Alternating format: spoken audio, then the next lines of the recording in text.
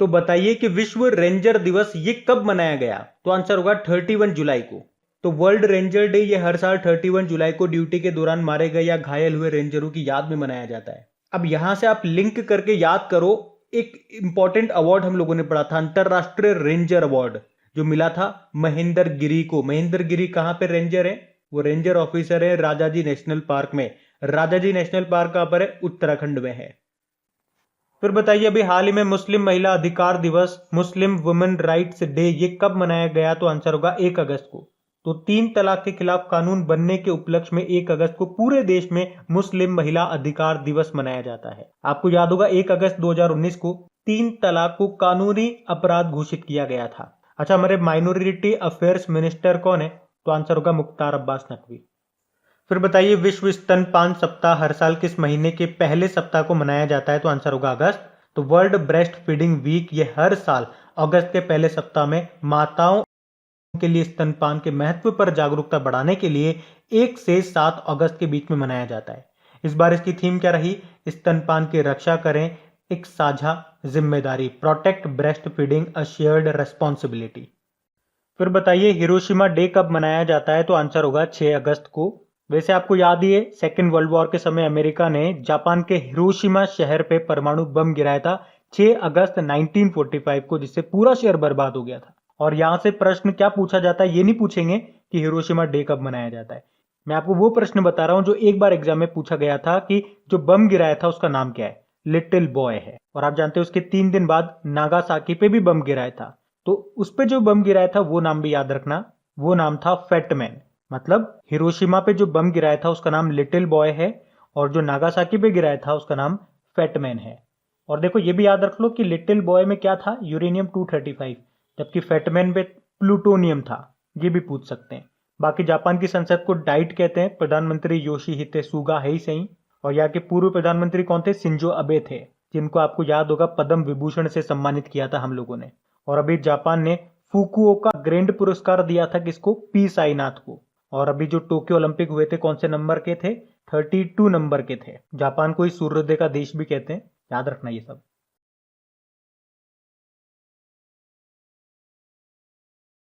बताइए अभी हाल ही में इन एन आइडियल वर्ल्ड नाम की बुक को किसने लिखा? तो आंसर होगा कुणाल बसु ने। प्रसिद्ध उपन्यासकार हैं ये कुणाल बसु, और इन्होंने ही अपनी नई बुक लिखी है जिसका नाम है इन एन आइडियल वर्ल्ड, जिसे 2022 में रिलीज किया जाएगा।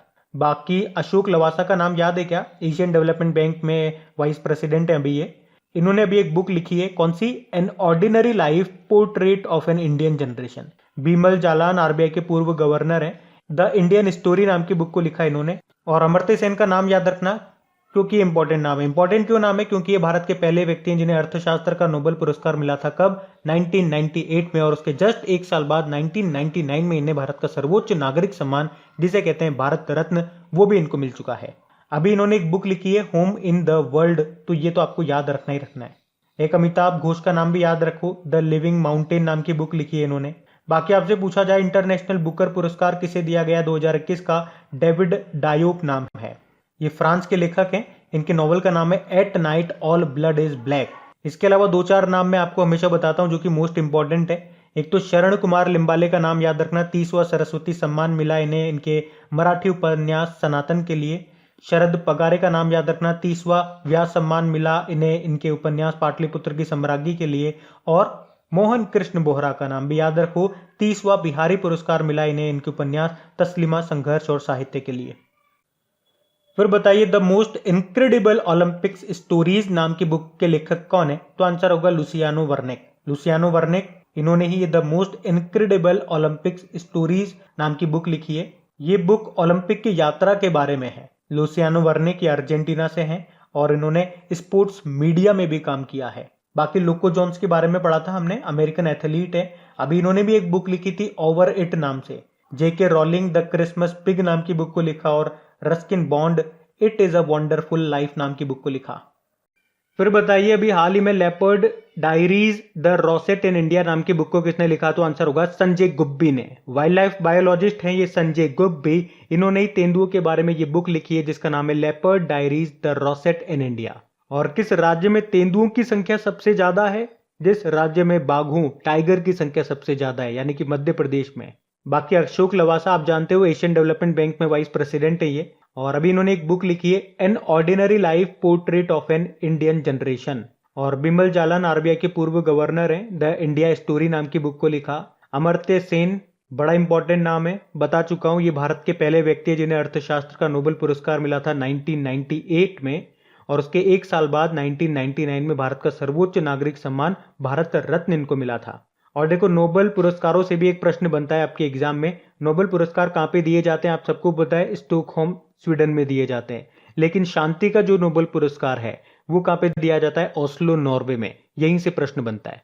तो अमर्त्य सेन ये इंपॉर्टेंट नाम है, और इनका नाम मैं आपको क्यों बता रहा हूं, क्योंकि इन्होंने भी अभी एक बुक लिखी है जिसका नाम है होम इन द वर्ल्ड। बाकी आपसे पूछा जाए इंटरनेशनल बुकर प्राइज 2021 किसने जीता? डेविड डायोप ने जीता है, फ्रांस के हैं ये। इनका नॉवल का नाम है at night all blood is black. अच्छा बताइए, Balakot air strike how India avenged Pulwama नाम की बुक को किसने लिखा? तो आंसर होगा मनन भट्ट ने। आपको याद होगा 2019 में पुलवामा में एक आतंकी हमला हुआ था, उसमें हमारे सीआरपीएफ के 40 जवान शहीद हो गए थे, और उसके 12 दिन बाद भारत ने बालाकोट में जबरदस्त हवाई हमला किया था। तो उस समय जो भी महत्वपूर्ण घटनाएं घटी थी उसके बारे में बताती है ये बुक, जिसका नाम है Balakot air strike how India avenged Pulwama. किसने लिखा? मनन भट्ट ने। बाकी Sanjay Gubbi leopard diaries the rosette in India नाम की बुक को लिखा। Kunal Basu in an ideal world नाम की बुक को लिखा, और Kaushik Basu policy makers journal from New Delhi to Washington DC नाम की बुक को लिखा। इन्होंने एक अवार्ड भी जीता था अभी, हम्बोल्ट रिसर्च अवार्ड। तो दोनों बसु हैं, इनमें आप कंफ्यूज मत होना। बढ़ते हैं आगे।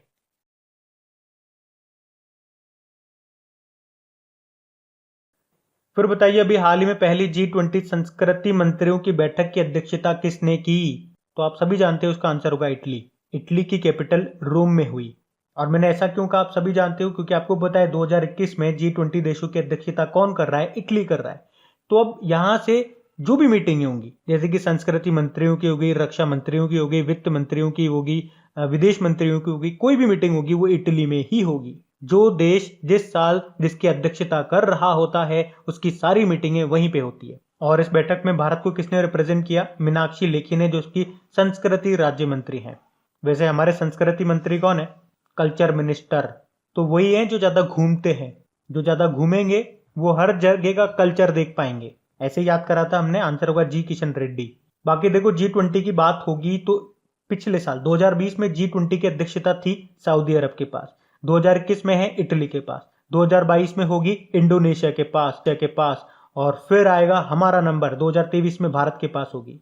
2023 में तो आईसीसी वर्ल्ड कप भी होंगे जो भारत में होंगे, और 2023 में ही हमारे रेलवे ने क्या कहा था कि वो पूरी तरह से इलेक्ट्रिफाइड हो जाएगा।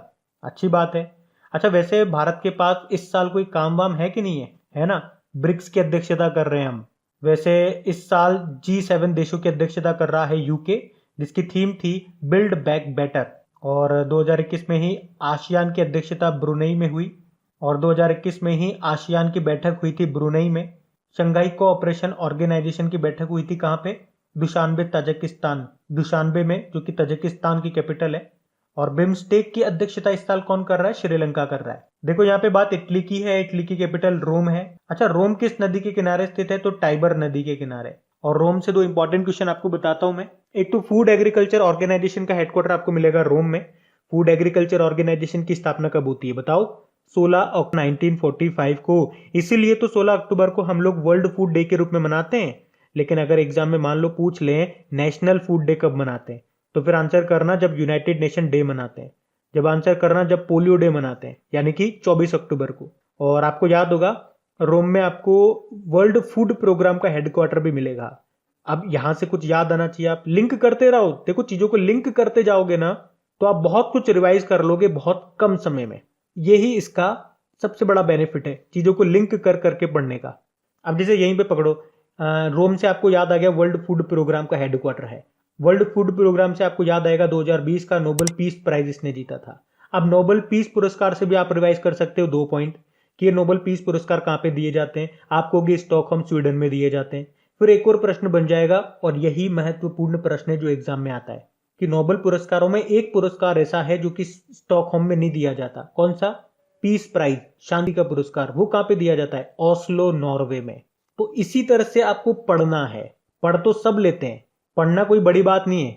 एक चाय का ठेला लगाने वाला भी पढ़ तो लेता है, लेकिन पढ़ना कैसे है एग्जाम को क्रैक करने के लिए, ये आपको आना चाहिए। और डेली करंट अफेयर्स वाले लेक्चर में मैं आपको यही बताता हूं। तो अगर डेली आप हमारा करंट अफेयर्स का लेक्चर पढ़ते होंगे तो अब काफी चीजें आपको समझ में आ रही होंगी। और अगर आपको चीजें नहीं भी समझ में आती है ना कि हम कैसे लिंक करें या कैसे पढ़ें, तो आपको कुछ नहीं करना, डेली हमारा लेक्चर देखना स्टार्ट कर दो, नहीं देखते हो तो। और जैसे जैसे मैं बताता जा रहा हूं वैसे वैसे करते जाओ। जब भी मैं आपको रिवाइज कराता हूं तो सिर्फ सुनने से काम नहीं चलेगा, मेरे साथ साथ बोलना स्टार्ट कर दो। अगर आपको चीजों को जल्दी याद करना है, आप चाहते हो कि जल्दी जल्दी चीजें याद हो जाए, तो सुनने की अपेक्षा उनको बोलना स्टार्ट कर दो। एक बार सुनो, 2 बार सुनो, 3 बार सुनो, बार बार मैं ये चीजें रिपीट करूंगा। चौथी बार में तो बोलना स्टार्ट करो, 5वीं बार में तो बोलना स्टार्ट करो। और हाँ, अगर अभी तक वीडियो को लाइक नहीं करा तो इसे लाइक जरूर कर देना। और से अच्छा लगा हो तो प्लीज इन वीडियोस को सपोर्ट जरूर करना। मैं बहुत मेहनत से, बहुत दिल के साथ आप लोगों के लिए ये कंटेंट लेकर के आता हूँ। पूरा पूरा दिन लग जाता है, पूरी पूरी रात लग जाती है आप लोगों के लिए। न खाने का ध्यान रहता है न पीने का, लेकिन उसके बावजूद मैं देखता हूँ कि हमारे वीडियोस नहीं चल पा रहे, इनको रेस्पॉन्स नहीं मिल पा रहा है, इनको सपोर्ट नहीं मिल पा रहा है आप लोगों का। तो अगर आप लोग चाहते हो इसी तरह से मैं आप लोगों के लिए कंटेंट लेकर आता रहूं, मेहनत करता रहूं आप लोगों के लिए, तो थोड़ी सी हेल्प तो आपको भी करनी पड़ेगी। एक कदम तो आपको भी आगे बढ़ाना पड़ेगा, इन्हें शेयर करना। जो भी आपका व्हाट्सएप पे, फेसबुक पे, टेलीग्राम पे, जो भी जहां पर भी आप अपने दोस्तों के साथ में, दोस्त तो होंगे ना, घर परिवार में भी पढ़ने वाले स्टूडेंट्स होंगे, तो उनके साथ शेयर कर दो। बाकी देखो, आगे बढ़े तो इटली की हमने करेंसी देख ली, यूरो है। प्रधानमंत्री कौन है? मारियो द्रागी हैं। और प्रेसिडेंट बने थे अभी सर्जियो मेटेरोला। बढ़ते हैं आगे।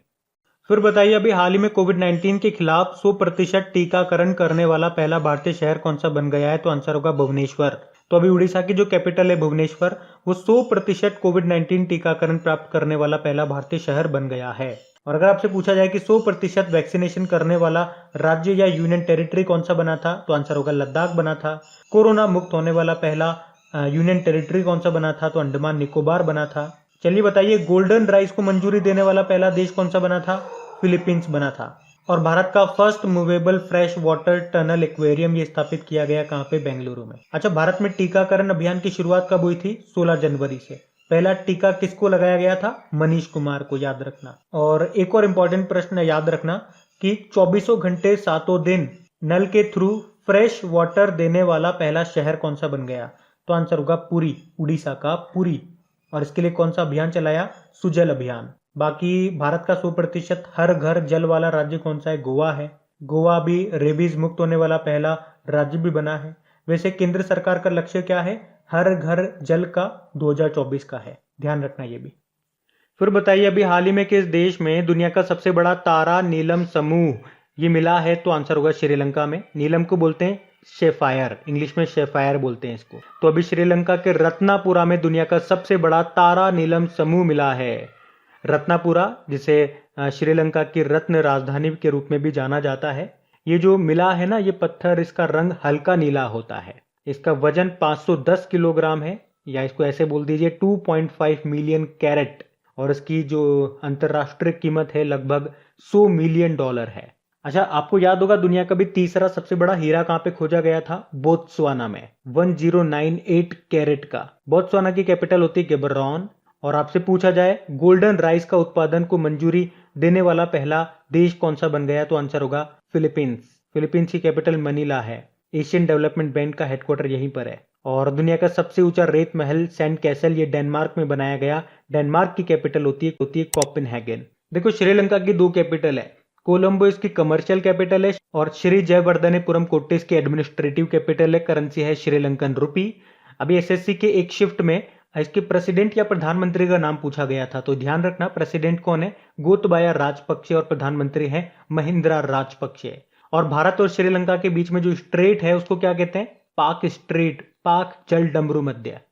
फिर बताइए, अभी हाल ही में भूकंप अलर्ट एप्लीकेशन को लॉन्च करने वाला पहला राज्य कौन सा बन गया? तो आंसर होगा उत्तराखंड। तो उत्तराखंड ने उत्तराखंड भूकंप अलर्ट नाम से एक एप्लीकेशन को लॉन्च किया है। और इस तरह से उत्तराखंड भूकंप अलर्ट के लिए एक एप्लीकेशन बनाने वाला पहला राज्य भी बन गया है। तो इससे भूकंप से पहले लोगों को चेतावनी मिल जाएगी, जिससे लोग जो है वो सुरक्षित स्थानों पर चले जाएंगे। और इसमें भूकंप के दौरान फंसे हुए लोगों के स्थान का भी पता लगाने में मदद मिलेगी। सबसे इंपॉर्टेंट क्वेश्चन तो ये बन जाता है कि इसे किस आईआईटी की मदद से तैयार किया गया इस एप्लीकेशन को? तो याद रखना आईआईटी रुड़की। अच्छा देखो, उत्तराखंड से 2-3 इंपॉर्टेंट क्वेश्चन बता रहा हूं, ध्यान रखना। जैसे कि आपसे पूछा जाए भारत का पहला क्रिप्टोगेमिक गार्डन ये कहां पे अभी उद्घाटन हुआ था? उत्तराखंड के देहरादून में। भारत का पहला लाइकेन पार्क पूछेंगे तो आंसर करना उत्तराखंड के पिथौरागढ़ के मुनस्यारी में। देश का पहला मॉस गार्डन पूछ लेंगे ना, उत्तराखंड के नैनीताल जिले में। और ज्यादा से ज्यादा क्या पूछ सकते हैं, भारत का पहला पॉलिनेटर पार्क कहां पे बना है? उत्तराखंड में। देखो यहाँ की 2 कैपिटल मिलेगी आपको। जो इसकी विंटर कैपिटल है देहरादून है, अभी इसकी समर कैपिटल बन गई है, ग्रीष्मकालीन राजधानी बन गई है गैरसैंण। इसके मुख्यमंत्री भी नए बन गए पुष्कर सिंह धामी, और बेबी रानी मौर्य गवर्नर हैं। चीफ जस्टिस भी नए बन गए राघवेंद्र सिंह चौहान, अभी इसी साल जनवरी में बने थे। याद रखना ये नाम भी। अच्छा बताइए, अभी हाल ही में किस देश में दुनिया के सबसे ऊंचे स्थान पर सड़क का निर्माण किया गया? तो आंसर होगा भारत में। तो बॉर्डर रोड ऑर्गेनाइजेशन ने पूर्वी लद्दाख के उमलिंगला दर्रा, कौन सा? उमलिंगला दर्रा, यहां पर दुनिया का सबसे ऊंचे स्थान पर वाहन चलने योग्य सड़क का निर्माण किया है। कितनी ऊंचाई पे? 19,300 फीट की ऊंचाई पर। और इस तरह से भारत ने बोलीविया के 18,953 फुट की ऊंचाई पर सड़क निर्माण का रिकॉर्ड तोड़ दिया। तो इससे स्थानीय लोगों को काफी फायदा भी होगा और लद्दाख में पर्यटन को बढ़ावा भी मिलेगा। इसकी लंबाई 52 किलोमीटर है। तो यहां से एक स्टैटिक प्रश्न भी आपने निकाल लिया होगा, उमलिंगला दर्रा कहां पर है? लद्दाख में है। और इसी तरह से प्रश्न आपके एग्जाम में आते हैं स्टैटिक। आपको लगता है इतने सारे दर्रे हमारे पास, यही दर्रा क्यों पूछा? वो इसलिए पूछ लिया क्योंकि ये न्यूज में था। तो एग्जामिनर चेक करता है कि आप न्यूज को कितना ध्यान से पढ़ रहे हो, उस एक क्वेश्चन में आप कितने क्वेश्चन निकाल पा रहे हो, उससे आप किन किन चीजों को लिंक करके याद रख पा रहे हो। बाकी देखो, बॉर्डर रोड ऑर्गेनाइजेशन, इसकी स्थापना 1960 में होती है। डायरेक्टर जनरल राजीव चौधरी है। अभी पहली महिला कमांडिंग ऑफिसर कौन बनी थी? वैशाली हिवा से। चलो बताओ, बॉर्डर रोड ऑर्गेनाइजेशन किस मंत्रालय के अधीन आता है? तो रोड से आप यूं मत सोचना राजमार्ग मंत्रालय के अंदर आता है, यह आता है रक्षा मंत्रालय के अंदर। याद रखना, ये इंपॉर्टेंट पॉइंट है। फिर बताइए, भारत की सबसे हल्की मेट्रो ट्रेन ये किस शहर में लॉन्च की जाएगी? तो आंसर होगा पुणे में। तो ये पुणे की तो पहली मेट्रो होगी और भारत की सबसे हल्की मेट्रो ट्रेन भी होगी। इसे कौन सी कंपनी बना रही है? टीटागढ़ वैगन्स लिमिटेड बना रही है। वैसे तो इसका मुख्यालय आपको कोलकाता में मिलेगा, लेकिन इसकी सब्सिडरी यानी कि इसकी सहायक कंपनी इटली में है, वहीं पे इस ट्रेन को बनाया जा रहा है। और इस कंपनी को 34 ट्रेन बनाने का कॉन्ट्रैक्ट मिला है और हर ट्रेन में आपको 3 कोच मिलेंगे। और ये जो ट्रेन है ये एल्यूमिनियम की बनी होगी, तभी ये बहुत हल्की है। और इसका जो पहला ट्रेन है वो हमें सितंबर 2021 में मिल जाएगा।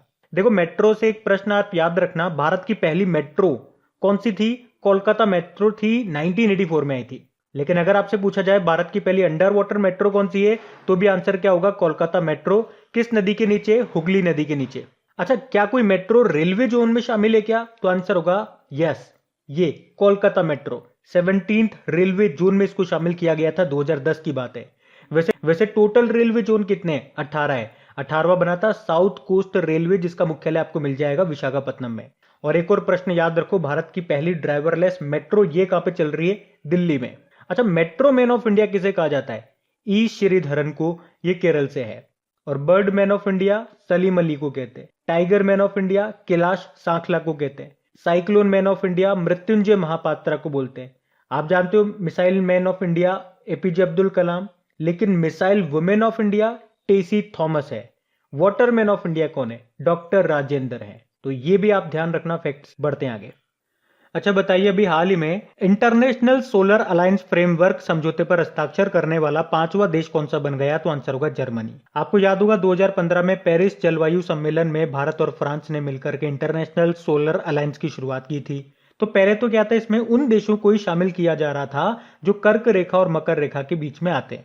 लेकिन फिर अभी 8 जनवरी 2021 को international solar alliance framework agreement में एक संशोधन लागू हुआ और उसमें कहा गया कि कोई भी यूनाइटेड नेशन का जो मेंबर है वो इसमें शामिल हो सकता है। फिर आपको याद होगा हमने पढ़ा था डेनमार्क जो है इस international solar alliance framework agreement की पुष्टि करने वाला पहला देश बना था। और अब इस international solar alliance framework agreement पर हस्ताक्षर करने वाला 5वां देश बन गया जर्मनी। तो यह आपको याद रखना है। इंटरनेशनल सोलर अलायंस ये एकमात्र अंतरराष्ट्रीय संगठन है जिसका हेडक्वार्टर आपको भारत में मिलेगा। भारत में भी कहां पे? गुरुग्राम, हरियाणा में। गुरुग्राम, ये वही गुरुग्राम है जहां पे अभी पहला ग्रेन एटीएम स्थापित किया गया है। अच्छा, इंटरनेशनल सोलर अलायंस के अभी डायरेक्टर जनरल बने थे कौन? अजय माथुर। बाकी जर्मनी की बात है तो इसकी कैपिटल होती है बर्लिन और करेंसी यूरो है। प्रेसिडेंट है फ्रैंक वॉल्टर स्टीनमेयर।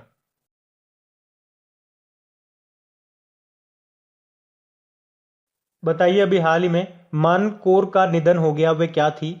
वे धाविका थी। तो अभी सबसे उम्रदराज महिला एथलीट थी ये मान कौर, जिनका भी निधन हो गया। वे 105 साल की थी और उन्हें चंडीगढ़ की मिरेकल मां के रूप में जाना जाता था। उन्होंने 2007 में चंडीगढ़ मास्टर्स एथलीट मीट में अपना पहला पदक जीता था और 2017 में ऑकलैंड में वर्ल्ड मास्टर्स गेम्स में 100 मीटर स्प्रिंट जीतने के बाद वे चर्चा में आ गई थी। और वैसे उनके नाम पे कई सारे वर्ल्ड रिकॉर्ड्स भी हैं और पिछले साल यानी कि 2020 में नारी शक्ति पुरस्कार से भी उनको सम्मानित किया गया था, लेकिन अभी उनका निधन हो गया 105 साल की उम्र में। और 105 साल से आपको कुछ याद आता है क्या? 105 साल की उम्र में साक्षरता परीक्षा पास करने वाली भागीरथी अम्मा का भी अभी निधन हो गया। ये केरल से थी। कुछ और इंपॉर्टेंट नाम मैं आपको बताऊं तो एक तो पद्मा सचदेव का नाम याद रखो। ये डोगरी भाषा की पहली आधुनिक महिला कवयित्री थी पद्मा सचदेव, जिनका भी निधन हो गया। डोगरी भाषा ये मुख्य रूप से कहाँ पे बोली जाती है, इसका संबंध किस क्षेत्र से है, ये प्रश्न आता है एग्जाम में, तो आंसर होगा जम्मू कश्मीर। और देखो भाषा की बात हुई है तो आपको याद होगा आपके संविधान की 8वीं अनुसूची में कितनी भारतीय भाषाओं को शामिल किया गया है, तो आंसर होगा 22 को। जिनमें अगर बात करें कि 2003 में एक तो डोगरी भाषा को, एक बोडो भाषा, मैथिली भाषा, संथाली भाषा, इन सभी को शामिल किया गया था। अच्छा वैसे बात तो यहाँ निधन की चल रही है ना, तो देखो कुछ नाम मैं आपको बताता हूँ जो महत्वपूर्ण है आपके एग्जाम की दृष्टि से। एक तो निर्मल कौर का नाम याद रखो, भारत की महिला वॉलीबॉल टीम की ये कैप्टन रह चुकी हैं। मिल्खा सिंह की वाइफ भी थी, ये निधन हो गया इनका। और निर्मल कौर से आपको लिंक करके याद आना चाहिए, एक गौरी अम्मा का नाम याद रखो, केरल की पहली राजस्व मंत्री थी, ये निधन हो गया इनका भी। एक चंद्रा नायडू भारत की पहली महिला कमेंट्रेटर थी, इनका भी निधन हो गया। और भारत की पहली महिला कार्डियोलॉजिस्ट कौन थी, कई बार मैं आपको बता चुका हूं, तो एस पद्मावती थी, इनका भी निधन हो गया। तो ये सारे नाम याद रखना। बढ़ते आगे। फिर बताइए भी किस भारतीय ने बजट एयरलाइंस जिसका नाम है अकाशा एयर, इसको लॉन्च करने की घोषणा की, तो आंसर होगा राकेश झुनझुनवाला ने।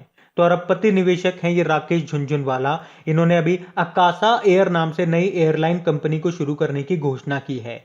इनके अनुसार अगले 4 सालों में 70 एयरक्राफ्ट के साथ एक नई लो कॉस्ट एयरलाइन शुरू की जाएगी और इस एयरलाइन का नाम होगा अकाशा एयर। और देखो एयरलाइन से आपको याद होगा गो एयर। गो एयर ने अभी अपना नाम बदल के क्या कर लिया था, गो फर्स्ट कर लिया था। वैसे हमारे एविएशन मिनिस्ट्री नागरिक उड्डयन मंत्री कौन है, नए बन गए ज्योतिरादित्य सिंधिया। और यहां से एक और इंपॉर्टेंट प्रश्न बनेगा आपका कि नागरिक उड्डयन सुरक्षा ब्यूरो यानी कि bureau of civil aviation security के डायरेक्टर जनरल अभी कौन बने, नासिर कमल बने हैं। अच्छा अगर मैं आपसे पूछूं कि महाराष्ट्र में जो औरंगाबाद एयरपोर्ट है उसका नाम बदल के क्या कर दिया गया था, संभाजी महाराज एयरपोर्ट कर दिया गया था। अयोध्या एयरपोर्ट का नाम बदल करके मर्यादा पुरुषोत्तम श्री राम एयरपोर्ट कर दिया गया और जेवर ग्रीन फील्ड एयरपोर्ट का नाम बदलकर Noida international green field airport कर दिया गया, तो ये भी ध्यान रखना। तो बताइए नेल्लियोडु वासुदेवन नंबूथिरी का निधन हो गया, ये किस शास्त्रीय नृत्य से संबंधित थे, तो आंसर होगा कथकली।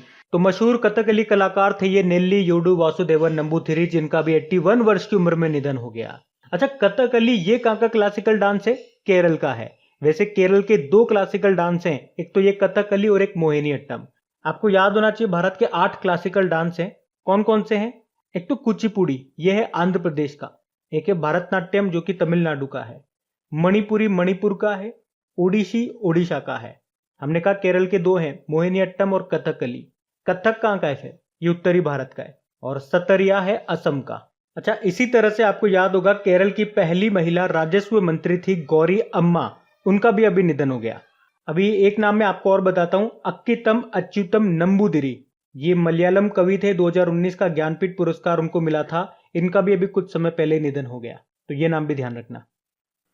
फिर बताइए भी हाल ही में पद्मा सचदेव का निधन हो गया, वे क्या थी, वे कवयित्री थी। तो पद्मश्री पुरस्कार से सम्मानित और डोगरी भाषा की पहली आधुनिक महिला कवयित्री थी ये पद्मा सचदेव, जिनका भी निधन हो गया।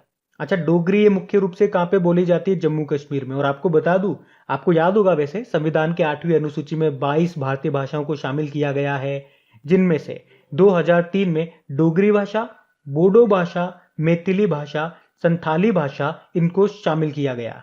ये डोगरी शब्द आया इसलिए मैंने आपको लिंक करके बता दिया है ना, वैसे आपको पता होगा। और इन पद्मा सचदेवा की बात करें तो 2001 में पद्मश्री सम्मान इनको मिल चुका है। देश का चौथा सबसे बड़ा नागरिक सम्मान इसे कहा जाता है। इनको 2007-8 में मध्य प्रदेश सरकार ने कबीर सम्मान दिया था।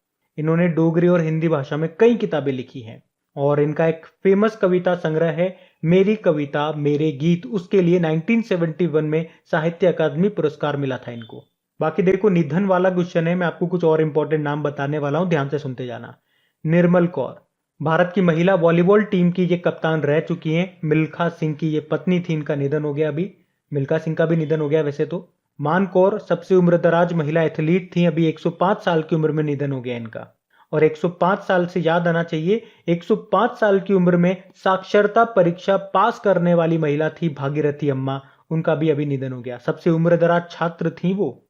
बाकी एक चंद्रा नायडू का नाम भी याद रखना, भारत की पहली महिला कमेंट्रेटर थी ये। और भारत की पहली महिला कार्डियोलॉजिस्ट का नाम क्या है, उनका भी निधन हो गया, एस पद्मावती। और मैंने आपसे पूछा भी था भारतीय राष्ट्रीय ध्वज के डिजाइन किसने तैयार किया था, पिंगली वेंकैया ने। याद रखना ये सारे नाम इंपॉर्टेंट है। बढ़ते हैं आगे।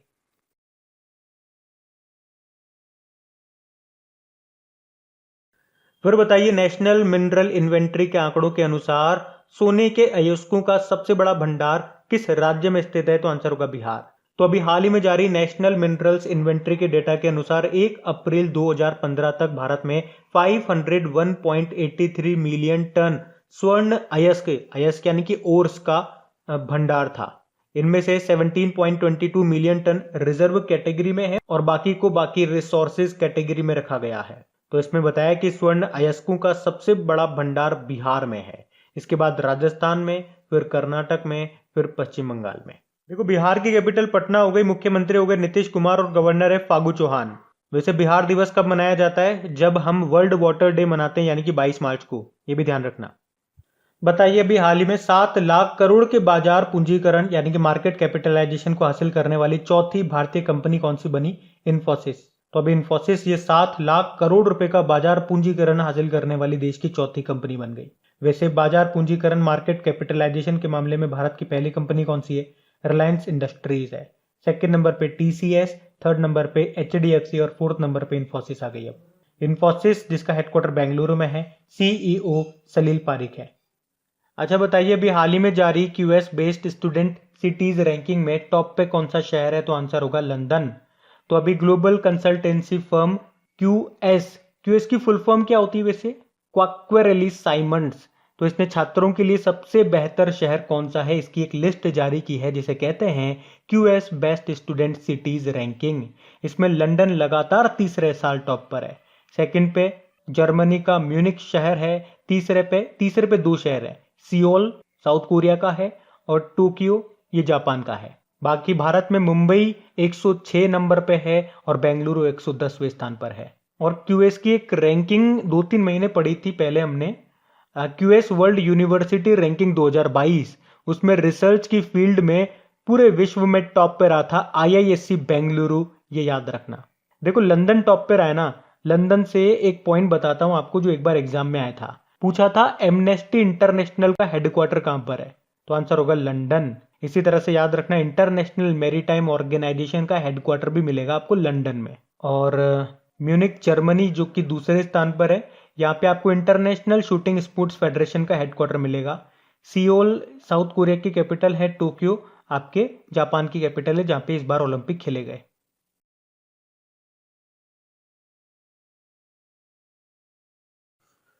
फिर बताइए अभी हाल ही में किसे वर्ष 2021 के लिए लोकमान्य तिलक पुरस्कार के लिए चुना गया है, तो आंसर होगा साइरस पूनावाला को।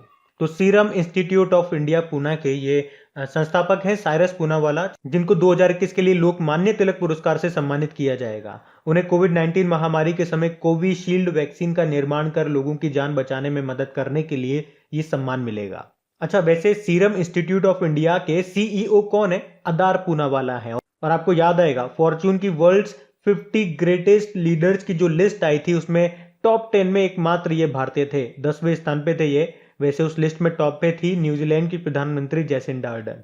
तो सीरम इंस्टीट्यूट ऑफ इंडिया ने कौन सी दवाई बनाई है बताओ तो, कोवैक्सीन बनाई है या कोविशील्ड बनाई है, कोविशील्ड बनाई है। कोवैक्सीन तो भारत बायोटेक ने बनाई है। फिर बताइए अभी किसने प्रतिष्ठित विल आइजनर कॉमिक इंडस्ट्री अवार्ड जीता है? तो आंसर होगा आनंद राधाकृष्णन ने। तो ग्राफिक कलाकार हैं ये आनंद राधाकृष्णन, जिन्होंने ही ये विल आइजनर कॉमिक इंडस्ट्री अवार्ड जीता है, जिसे कॉमिक्स की दुनिया में ऑस्कर के बराबर माना जाता है। बाकी शकुंतला थिल्स्टेड विश्व खाद्य पुरस्कार 2021 जीता। नुक्लू फॉर्म बड़ा इंपॉर्टेंट नाम है, विटली अवार्ड 2021 जीता था, जिसे ग्रीन ऑस्कर भी कहा जाता है। अमूर फॉल्कन के संरक्षण के लिए, ये नागालैंड के हैं और पहले भारतीय हैं ये सम्मान पाने वाले। बाकी रुमाना सिन्हा सहगल नेल्सन मंडेला मानवतावादी पुरस्कार 2020 जीता इन्होंने। फिर बताइए अभी हाल ही में CR राव स्वर्ण पदक पुरस्कार के लिए किसे चुना गया? तो आंसर होगा जगदीश भगवती और C रंगराजन को। तो जगदीश भगवती ये कोलंबिया में अर्थशास्त्र के प्रोफेसर हैं और C रंगराजन प्रधानमंत्री के आर्थिक सलाहकार परिषद के पूर्व अध्यक्ष या यूं कह दूं RBI के पूर्व गवर्नर हैं ये C रंगराजन, जिन्हें अभी इंडियन इकोनोमेट्रिक सोसाइटी ट्रस्ट ने CR राव स्वर्ण पदक पुरस्कार के लिए चुना है। तो अब से ये जो पुरस्कार है ये 2 साल में एक बार दिया जाएगा। CR राव कौन है? ये एक भारतीय अमेरिकी सांख्यिकी और गणितज्ञ यानी कि स्टैटिस्टिक और मैथमेटिशियन है।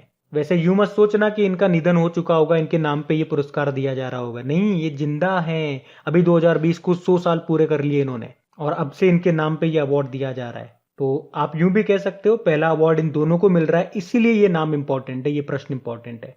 अब से हर 2 साल में ये अवार्ड दिया जाएगा। वैसे अमर्त्य सेन हमने पढ़ा है कई बार, इनके नाम पे एक बुक है, मतलब इन्होंने एक बुक लिखी है होम इन द वर्ल्ड। वैसे अभी इसी साल सोशल साइंस यानी कि सामाजिक विज्ञान के क्षेत्र में स्पेन का सर्वोच्च पुरस्कार, क्या नाम है उसका, प्रिंसेस ऑफ एस्टूरियस अवार्ड इनको मिला था, ये भी ध्यान रखना।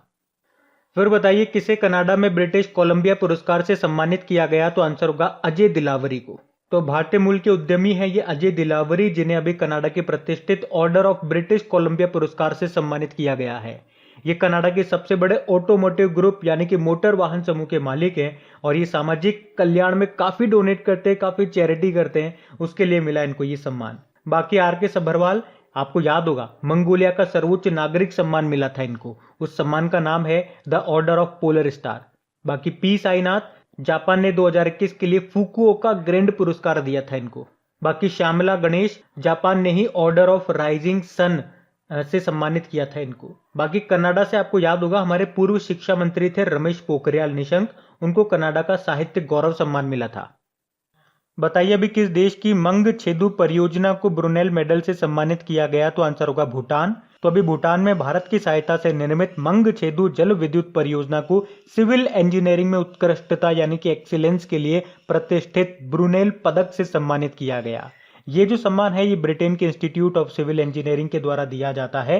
और ये जो परियोजना है किस नदी पर है? मंगछेदु नदी पर है। ये 720 मेगावाट की जल विद्युत परियोजना है।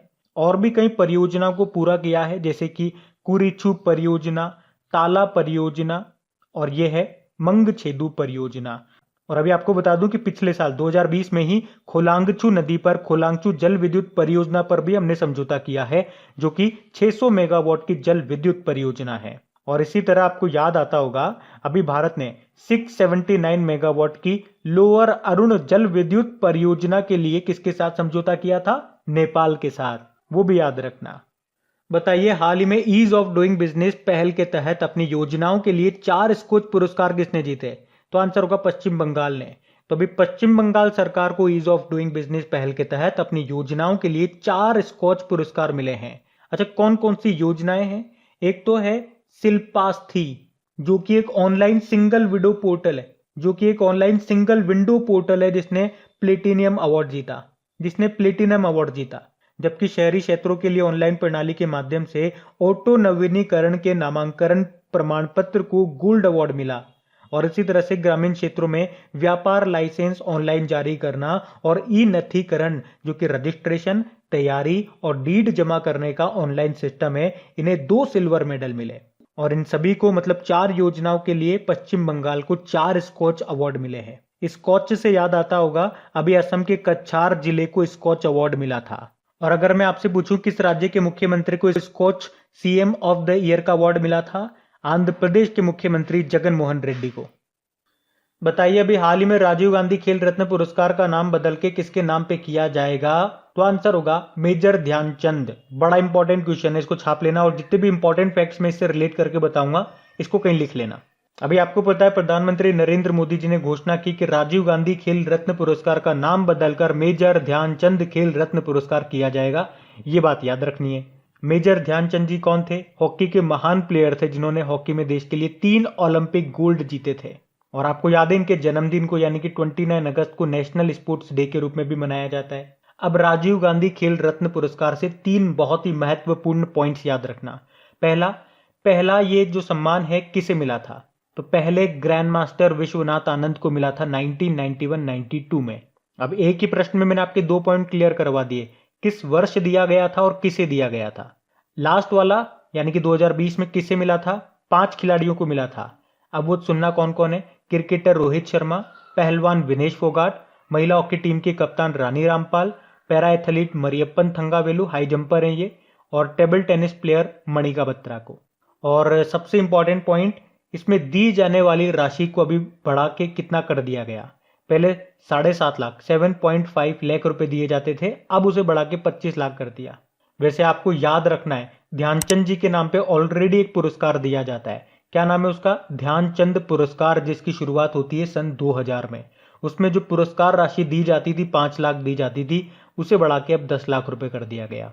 इसी तरह से कुछ और पुरस्कार राशियों को आप याद रखो, जैसे कि अर्जुन अवार्ड में पहले 5 लाख दिए जाते थे, अब 15 लाख दिए जा रहे हैं। द्रोणाचार्य आजीवन पुरस्कार में पहले 5 लाख दिए जाते थे, अब 15 दिए जा रहे हैं। द्रोणाचार्य नियमित पुरस्कार में पहले 5 लाख दिए जाते थे, अब 10 लाख रुपए दिए जा रहे हैं। तो ये इंपॉर्टेंट क्वेश्चंस मैंने बताया, इनको ध्यान रखना। अच्छा, क्या आप मुझे बताओगे मेजर ध्यानचंद, एक मेजर ध्यानचंद स्टेडियम भी एक दिल्ली में आपको मिलेगा, वो भी ध्यान रखना। बढ़ते आगे।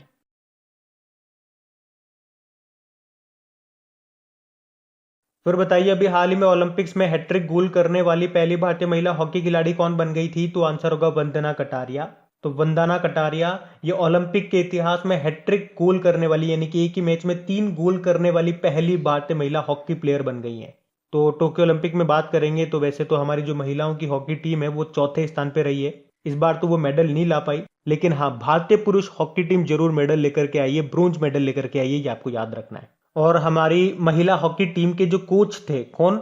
सोजर्ड मरीजने, जो कि नीदरलैंड से थे यानी कि डच से थे। अभी इन्होंने, इनका कार्यकाल पूरा हो गया तो इन्होंने अब आगे महिला हॉकी टीम का कोच रहने से मना कर दिया।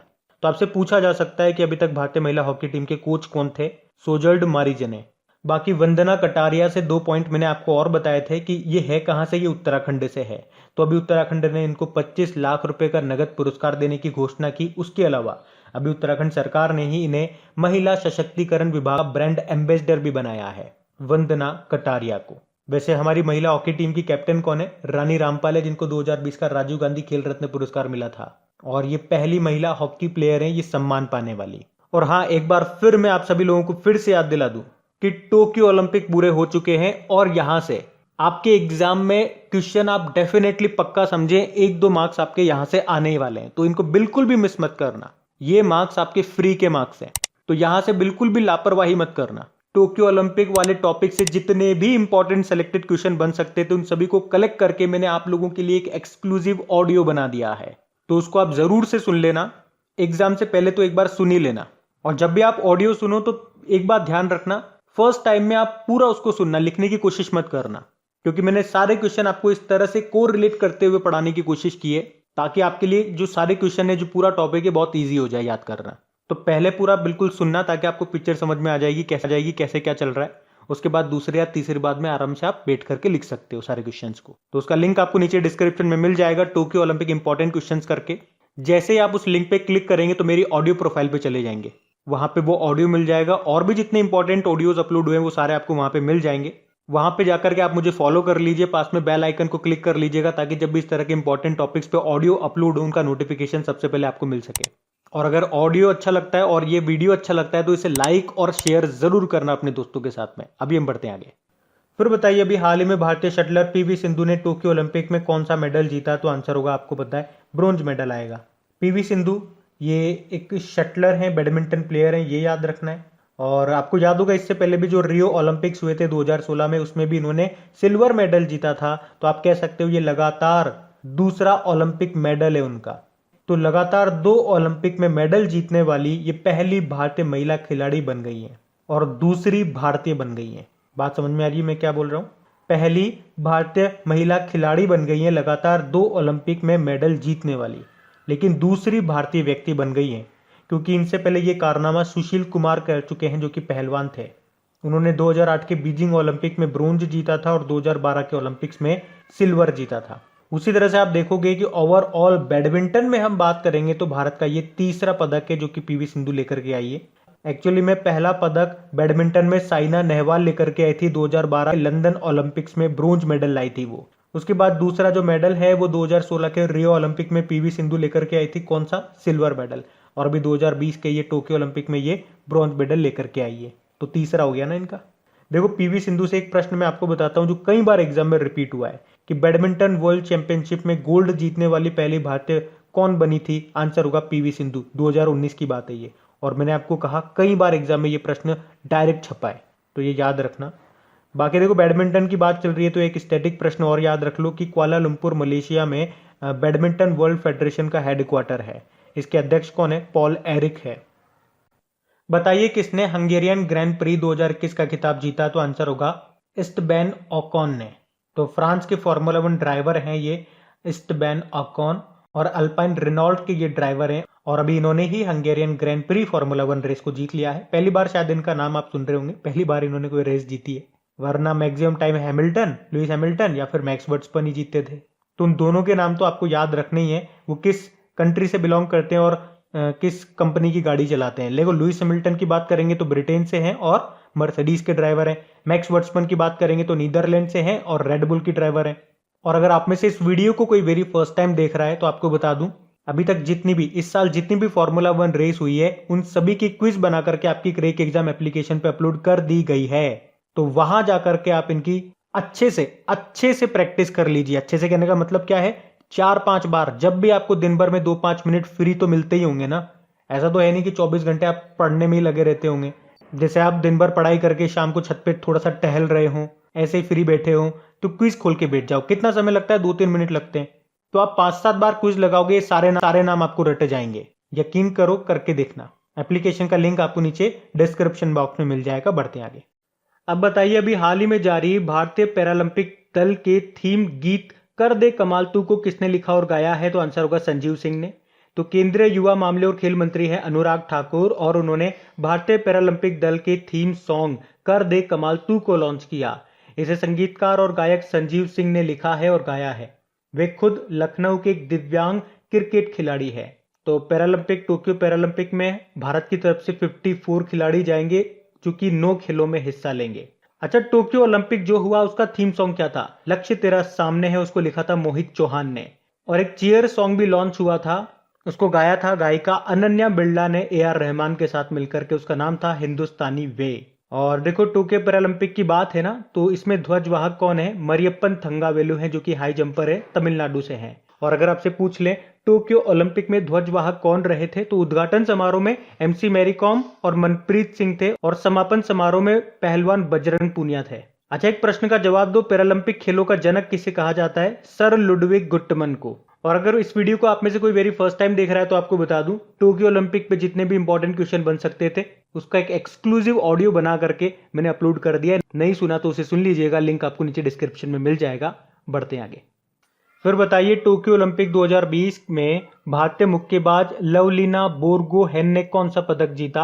आप जानते हो इन्होंने ब्रोंज मेडल जीता है, और इस तरह से भारत को टोक्यो ओलंपिक में तीसरा मेडल दिलवाया था इन्होंने। 69 किलोग्राम कैटेगरी में इन्होंने खेला। बॉक्सर हैं, ये भी याद रखना ये। और कहां से हैं? ये असम की हैं। और इस तरह से ओलंपिक के इतिहास में बॉक्सिंग में ये हमारा तीसरा मेडल रहा। पहला मेडल लाए थे विजेंद्र सिंह 2008 के बीजिंग ओलंपिक में, वो भी ब्रोंज मेडल लाए थे, कांस्य पदक।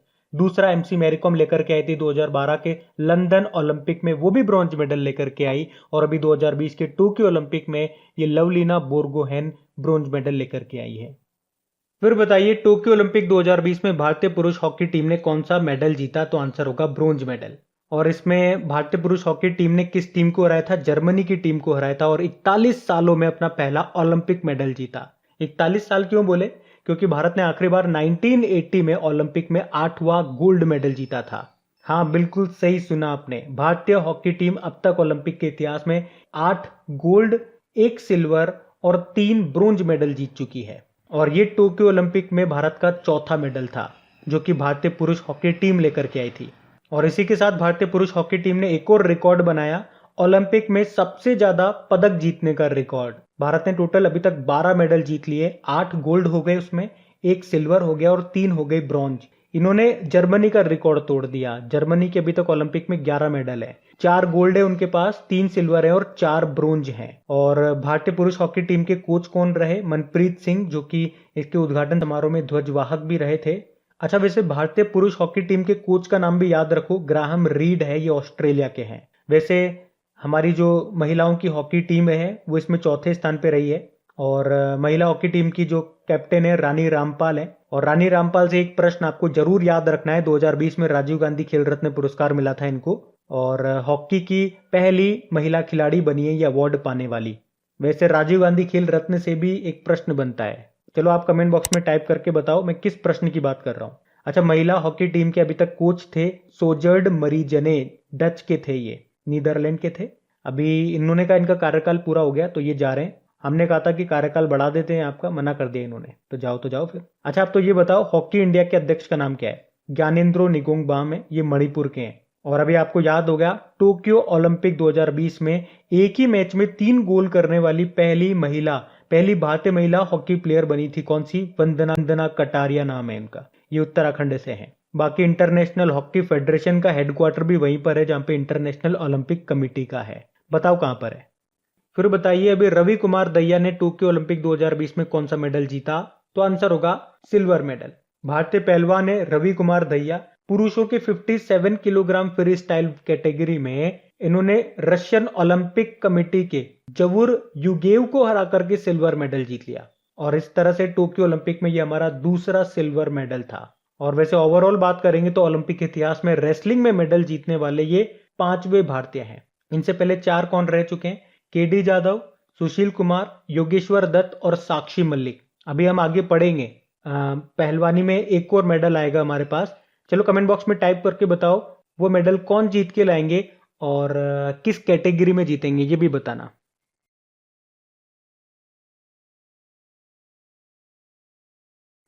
बताइए, अभी हाल ही में किसने भारत में आर्टिफिशियल इंटेलिजेंस फॉर ऑल पहल शुरू करने की घोषणा की? तो आंसर होगा इंटेल ने। तो अभी इंटेल ने सीबीएसई और शिक्षा मंत्रालय के सहयोग से भारत में सभी के लिए आर्टिफिशियल इंटेलिजेंस की बुनियादी समझ पैदा करने के उद्देश्य से आर्टिफिशियल इंटेलिजेंस फॉर ऑल पहल शुरू करने की घोषणा की है। तो इंटेल के artificial intelligence for citizen programme के आधार पर इसे शुरू किया जाएगा। ये आर्टिफिशियल इंटेलिजेंस फॉर ऑल जो है ये एक 4 घंटे का प्रोग्राम होगा। और इसका उद्देश्य क्या है? आर्टिफिशियल इंटेलिजेंस आधारित अर्थव्यवस्था का निर्माण करना और हर किसी को आर्टिफिशियल इंटेलिजेंस क्या होती है इसकी जानकारी देना। देखो, इंटेल की बात करेंगे, इसका हेडक्वार्टर मिलेगा कैलिफोर्निया यूएस में। इसके सीईओ हैं पैट गेल्सिंगर। संस्थापक कौन थे? जॉर्डन मूर और रॉबर्ट नोएस थे। अच्छा, अभी आपको याद होगा सीबीएसई ने अभी 6ठी से लेकर 8वीं तक की कक्षा में कोडिंग और 8वीं से 12वीं तक की कक्षा में डेटा साइंस को जोड़ने के लिए माइक्रोसॉफ्ट के साथ समझौता भी किया था। बाकी सीबीएसई मतलब होता है central board of secondary education. इसके अध्यक्ष हैं मनोज आहूजा। इसने अभी दोस्त फॉर लाइफ एप्लीकेशन को भी लॉन्च किया था। शिक्षा मंत्री कौन है हमारे? धर्मेंद्र प्रधान है। अच्छा, अगर आपसे पूछा जाए कि शिक्षा जो है किस सूची का विषय है? समवर्ती सूची का। और आपको याद होगा अभी किस राज्य ने 2020 को आर्टिफिशियल इंटेलिजेंस का वर्ष घोषित किया था? तो तेलंगाना ने। और अगर आपसे पूछा जाए कि भारत का पहला रैपिड इलेक्ट्रॉनिक और आर्टिफिशियल इंटेलिजेंस संचालित कोविड-19 परीक्षण किट, जिसको कहते हैं कोवी होम, इसको किसने डेवलप किया? तो आंसर होगा आईआईटी हैदराबाद ने। अभी आपको याद होगा रक्षा मंत्रालय ने आईआईटी कानपुर के साथ देश का पहला आर्टिफिशियल इंटेलिजेंस संचालित शिकायत प्रबंधन एप्लीकेशन को भी डेवलप किया था। और हमारे चीफ जस्टिस ऑफ इंडिया ने कानूनी अनुसंधान में न्यायाधीशों की सहायता के लिए एक आर्टिफिशियल इंटेलिजेंस बेस्ड पोर्टल भी लॉन्च किया था। और उस पोर्टल का नाम क्या है? SUPACE, SUPACE। तो ये भी आप ध्यान रखना। फिर बताइए, अभी हाल ही में किस बैंक ने दुकानदार ओवरड्राफ्ट योजना को शुरू किया? तो आंसर होगा HDFC बैंक। तो अभी HDFC बैंक ने छोटे खुदरा विक्रेताओं के लिए एक ओवरड्राफ्ट सुविधा को शुरू करने की घोषणा की है। इसे दुकानदार ओवरड्राफ्ट योजना के रूप में जाना जाता है। इसका उद्देश्य है दुकानदारों और व्यापारियों को नकदी की कमी को दूर करने में मदद करना। तो इसमें जो दुकानदार है वो 50,000 रुपए से लेके 10 लाख रुपए तक का ओवरड्राफ्ट ले सकेंगे। ओवरड्राफ्ट मतलब क्या होता है समझाया था मैंने आप लोगों को, जैसे आपके अकाउंट में पैसे कम है या पैसे नहीं है लेकिन आपको पैसे की जरूरत पड़ गई तो ओवरड्राफ्ट सुविधा का उपयोग करके आप अपने अकाउंट से ज्यादा पैसे निकाल सकते हो। आप कहोगे ये तो लोन की तरह हो गया। हाँ बिल्कुल, आप इसे लोन की तरह ही समझ सकते हो।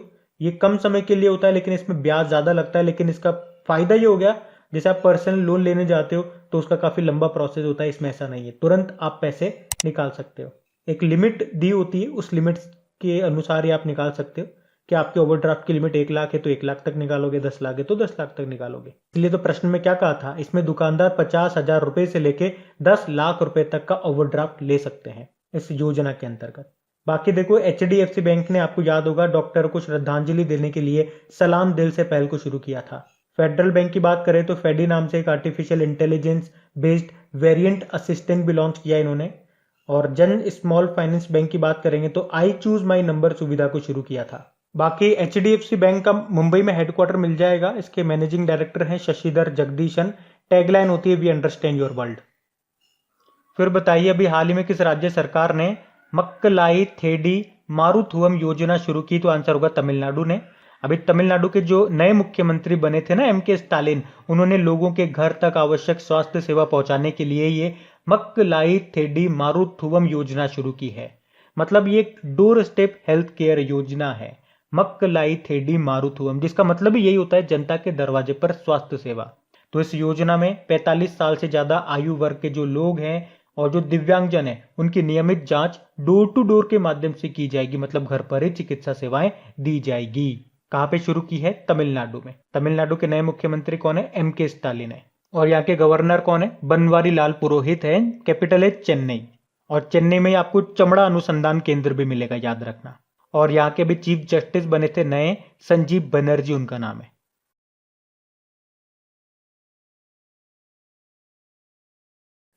फिर बताइए भारत बिल पेमेंट सिस्टम ने किसे अपना CEO नियुक्त किया, तो आंसर होगा नुपुर चतुर्वेदी ने। तो अभी भारत बिल भुगतान प्रणाली ने पेयू और एयरटेल पेमेंट बैंक के पूर्व कार्यकारी नुपुर चतुर्वेदी को अपना नया CEO नियुक्त किया है। बाकी Padma Kumar Madhavan Nair national asset reconstruction company यानी कि बैड बैंक के ये पहले MD बने। अरमान गिरिधर आप जानते हो भारतीय राष्ट्रीय राजमार्ग प्राधिकरण के ये अध्यक्ष बने, national highways authority of India के। और प्रदीप चंद्रन नायर असम राइफल्स के 21वें महानिदेशक बने। ये असम राइफल्स जिसे पूर्वोत्तर भारत का प्रहरी कहा जाता है, इसका हेडक्वार्टर मिलेगा आपको मेघालय की कैपिटल शिलोंग में। बताइए अभी हाल ही में नौसेना के नए उप प्रमुख वाइस चीफ कौन बन गए, तो आंसर होगा SN घोरमड़े। बाकी राकेश अस्थाना दिल्ली पुलिस कमिश्नर बने। कुलदीप सिंह CRPF के डायरेक्टर जनरल है, लेकिन अभी इन्हें एडिशनल चार्ज मिला था नेशनल इन्वेस्टिगेशन एजेंसी का। बाकी बसवराज बोम्मई की बात करेंगे तो कर्नाटक के ये नए मुख्यमंत्री बने। अच्छा आप तो ये बताओ हमारे नौसेना प्रमुख कौन है? नेवल चीफ करमबीर सिंह है। और नौसेना दिवस कब मनाते हैं? 4 दिसंबर को। एयर चीफ मार्शल कौन है? राकेश कुमार सिंह भदौरिया है। और एयरफोर्स डे कब मनाया जाता है? 8 अक्टूबर को। बाकी थल सेना प्रमुख हमारे हैं मनोज मुकुंद नरवणे, और थल सेना दिवस मनाया जाता है 15 जनवरी को। वैसे देश के पहले CDS chief of defence staff कौन है? जनरल बिपिन रावत है, तो ये भी ध्यान रखना। बढ़ते आगे। अच्छा बताइए अभी हाल ही में लेखा महानियंत्रक CGA controller general of accounts के रूप में किसे नियुक्त किया गया? आंसर होगा दीपक दास। ध्यान से सुनना, CAG कैग नहीं है, ये CGA है, यानी कि कंट्रोलर जनरल ऑफ अकाउंट्स। तो ये बन गए हैं दीपक दास। इस तरह से ये 25वें अधिकारी बने हैं इस पद को संभालने वाले, यानी कि ये 25वें CGA हैं। और वैसे CAG कौन है? कंट्रोलर एंड ऑडिटर जनरल, जो कि आपके जम्मू कश्मीर के पहले उप राज्यपाल थे। अब आप ही कमेंट बॉक्स में टाइप करके बताइए कौन है वो। बाकी SN घोरमड़े नौसेना के नए उप प्रमुख वाइस चीफ बने। जगजीत पावड़िया की बात करेंगे, इंटरनेशनल नारकोटिक्स कंट्रोल बोर्ड के अध्यक्ष बने। इंटरनेशनल नारकोटिक्स कंट्रोल बोर्ड का हेडक्वार्टर कहां पर है? एग्जाम में आ गया तो क्या करोगे? Vienna Austria. बाकी राकेश अस्थाना दिल्ली पुलिस कमिश्नर बने। बताइए प्रधानमंत्री कार्यालय में सलाहकार ने इस्तीफा दे दिया, उनका नाम क्या है? तो आंसर होगा अमरजीत सिन्हा। ये प्रधानमंत्री नरेंद्र मोदी के सलाहकार एडवाइजर थे अमरजीत सिन्हा, जिन्होंने भी इस्तीफा दे दिया। और अभी आपको याद भी होगा, अभी मार्च की ही बात है, प्रधानमंत्री नरेंद्र मोदी के मुख्य सलाहकार हुआ करते थे PK सिन्हा, उन्होंने भी इस्तीफा दे दिया था। PK मिश्रा की बात अलग है, ये प्रधानमंत्री नरेंद्र मोदी के प्रिंसिपल सेक्रेटरी बने हुए हैं। प्रमुख सचिव, अभी इन्होंने इस्तीफा नहीं दिया। बाकी भास्कर खुलबे की बात करेंगे तो देखो आपको याद आएगा पिछले साल की बात है, एक तो भास्कर खुलबे और अमरजीत सिन्हा, इन दोनों को प्रधानमंत्री नरेंद्र मोदी का सलाहकार बनाया गया था, जिसमें से अमरजीत सिन्हा ने अभी इस्तीफा दे दिया। भास्कर खुलबे अभी भी ये प्रधानमंत्री नरेंद्र मोदी के एडवाइजर बने हुए हैं। अजीत डोभाल तो आप जानते ही हो नेशनल सिक्योरिटी एडवाइजर है। फिर बताइए अभी हाल ही में बुल्गारी ने किस बॉलीवुड अभिनेत्री को अपना ब्रांड एम्बेसडर बनाया, तो आंसर होगा प्रियंका चोपड़ा को। इटली की एक लग्जरी ब्रांड है ये बुल्गारी, जिसने ही प्रियंका चोपड़ा को अपना ब्रांड एम्बेसडर बनाया। ये जो बुल्गारी है ये अपनी ज्वेलरी, घड़ियों, परफ्यूम्स, लेदर के सामान ये सब बनाती है। अभी प्रियंका चोपड़ा ने एक बुक भी लिखी थी जिसका नाम है अनफिनिश्ड। विद्या बालन की बात करेंगे तो इनके नाम पे कश्मीर के गुलमर्ग में एक फायरिंग रेंज का नाम रखा गया था। Dia Mirza United Nation Environment Programme की ये गुडविल एम्बेसडर हैं। और करीना कपूर, इन्होंने बुक लिखी थी अभी द प्रेगनेंसी बाइबल नाम से। अच्छा बताइए एलआईसी ने किसे अपने मैनेजिंग डायरेक्टर के रूप में नियुक्त किया, तो आंसर होगा मिनी आईपे को। बाकी दीपक दास ये आपके सीजीए, सीएजी नहीं है, सीजीए मतलब कंट्रोलर जनरल ऑफ अकाउंट्स, लेखा महानियंत्रक बने हैं। वैसे CAG controller and auditor general कौन है, वही हैं जो जम्मू कश्मीर के पहले लेफ्टिनेंट गवर्नर रह चुके हैं, गिरीश चंद्र मुर्मू। बाकी हरिबाबू कंबमपति मिजोरम के गवर्नर बने ये नए, और इनसे पहले मिजोरम के जो गवर्नर थे उनका नाम क्या है, श्रीधरन पिल्लई, वो अभी गोवा चले गए। बाकी विजेंद्र विश्वनाथ अर्लेकर हिमाचल प्रदेश के गवर्नर बन गए। इनसे पहले हिमाचल प्रदेश के गवर्नर थे बंडारू दत्तात्रेय, वो हरियाणा चल गए। हरियाणा के थे सत्यदेव नारायण आर्य, वो त्रिपुरा चले गए। त्रिपुरा के थे रमेश बेस, वो झारखंड चले गए। बाकी 8 राज्यों के बदले ना अभी, तो 2 और बचे हैं। एक तो कर्नाटक के थावरचंद गहलोत बन गए और मध्य प्रदेश के मंगू भाई छगन भाई पटेल बन गए। एलआईसी का हेडक्वार्टर मुंबई में है, इसके अध्यक्ष हैं एमआर कुमार। अभी एलआईसी ने आरोग्य रक्षक स्वास्थ्य बीमा योजना भी लॉन्च की थी, याद रखना। अच्छा बताइए अभी हाल ही में जूलॉजिकल सर्वे की पहली महिला निदेशक के रूप में किसे नियुक्त किया गया, तो आंसर होगा धृति बनर्जी को। बड़ा इंपॉर्टेंट पॉइंट है, ये धृति बनर्जी 105 साल पुराने जूलॉजिकल सर्वे ऑफ इंडिया की निदेशक के रूप में नियुक्त होने वाली पहली महिला जो बन गई हैं। बाकी अजंता नियोग असम की पहली महिला वित्त मंत्री फाइनेंस मिनिस्टर बनी थी। वैसे यूएसए में भी अभी पहली महिला फाइनेंस मिनिस्टर बनी थी, कौन, जिनेट येलेन। कृति करंत की बात कर लो, वाइल्ड इनोवेटर अवार्ड जीतने वाली पहली भारतीय महिला बनी। गीता मित्तल की बात कर लो, अर्लाइन पेज ग्लोबल विमेन पुरस्कार जीतने वाली पहली भारतीय बनी थी। और देखो अगर आपसे प्रश्न पूछा जाए कि शेख जायद बुक पुरस्कार जीतने वाली भारतीय मूल की पहली व्यक्ति का नाम क्या है, तो आंसर होगा डॉक्टर ताहिरा कुतुबुद्दीन। इस पुरस्कार को अरब वर्ल्ड का नोबेल पुरस्कार भी कहा जाता है। तो डॉक्टर ताहिरा कुतुबुद्दीन का नाम भी याद रखना, उन्होंने अपनी बुक आर्ट एंड फंक्शन के लिए ये पुरस्कार जीता था। बाकी जूलॉजिकल सर्वे ऑफ इंडिया, इसका हेडक्वार्टर मिलेगा आपको कोलकाता में। कुछ समय पहले इसने एक रिपोर्ट दी थी, उसमें बताया था कि भारत में सबसे ज्यादा ग्रेफाइट आपको कहाँ पे मिलेगा। चलो ये प्रश्न मेरा आपसे रहेगा, ये तो मैंने डेली करंट अफेयर्स वाले में भी आपको बताया था, ऐसा बात नहीं होगा कि आपने बताया नहीं, मैंने बताया था। तो किस राज्य में मिलेगा वो आपको बताना है। मैं डेटा बता देता हूँ आपको। उसने कहा था कि भारत में सबसे ज्यादा ग्रेफाइट यानी कि 35% आपको उस इकलौते राज्य में मिल जाएगा, उस राज्य का नाम बताइए। देखो पहली महिला की बात है ना, कुछ इंपॉर्टेंट नाम मैं आपको बता रहा हूँ जो आपके एग्जाम पॉइंट ऑफ व्यू से इंपॉर्टेंट है। जैसे कि सबसे इंपॉर्टेंट बात, वर्ल्ड ट्रेड ऑर्गेनाइजेशन की पहली महिला डायरेक्टर जनरल कौन बनी, नागोजी ओंकाजा-इबेला, ये नाइजीरिया से हैं। अभी एनडीआरएफ की पहली महिला टुकड़ी कहाँ पे गठित की गई, उत्तर प्रदेश के गढ़मुक्तेश्वर में। आपसे पूछा जाएगा women footballer of the year 2020-21 किसे चुना गया, तो आंसर होगा नागनोम बाला को। और अभी आपको याद होगा women footballer of the year 2020-21 इसके लिए किसे चुना गया, बाला देवी को। और गुल में फायरिंग रेंज का नाम विद्या बालन के नाम पे रखा था। अभी दिल्ली स्पोर्ट्स यूनिवर्सिटी की पहली वाइस चांसलर बनी है कर्नम मलेश्वरी। और विश्व खाद्य पुरस्कार 2021 जीता किसने, शकुंतला थिल्स्टेड ने। तो ये नाम भी ध्यान रखना।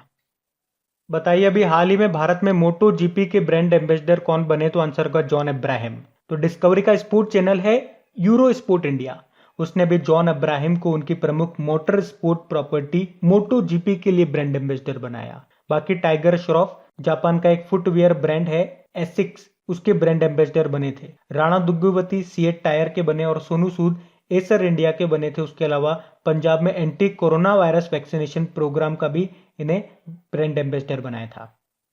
फिर बताइए अभी हाल ही में पेरू के नए प्रधानमंत्री कौन बन गए? तो आंसर होगा गुइडो बेलिडो। तो गुइडो बेलिडो ये पेरू के नए प्रधानमंत्री बन गए हैं। और कुछ समय पहले हमने पढ़ा था पेरू के नए प्रेसिडेंट बने थे पेड्रो कैस्टिलो।